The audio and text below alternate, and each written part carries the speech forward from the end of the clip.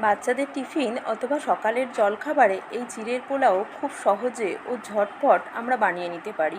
চিড়ের পোলাও বানানোর জন্য মোটা চিড়েটা আমরা ব্যবহার করব।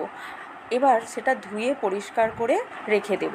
আরেকদিকে কড়ার মধ্যে অল্প ঘি আর সাদা তেল একসাথে গরম করে তার মধ্যে কাজু কিশমিশ আস্তে লাল লাল করে ভেজে তুলে নেব। তার মধ্যে এবার একটু ছোটো এলাচ ফোড়ন দিয়ে ডুমো ডুমো করে কেটে রাখা আলু নুন দিয়ে ঢাকা দিয়ে দিয়ে লাল লাল করে ভেজে নেব। এবার আর সেরকম কিছুই কাজ না।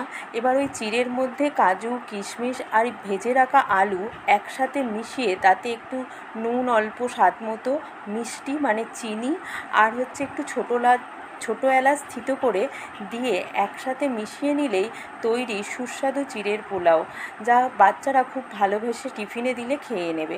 আর পেটটাও বেশ ভর্তি রাখে এই চিড়ের পোলাও। খেতে খুব টেস্ট হয়। চায়ের সাথে সকালের জলখাবারেও সবাই মিলে শেয়ার করা যায়। প্রথম ভয়েস ওভার দিচ্ছি তো, তাই কথাগুলো একটু আটকে আটকে যাচ্ছে, তোমরা একটু ম্যানেজ করে নিও।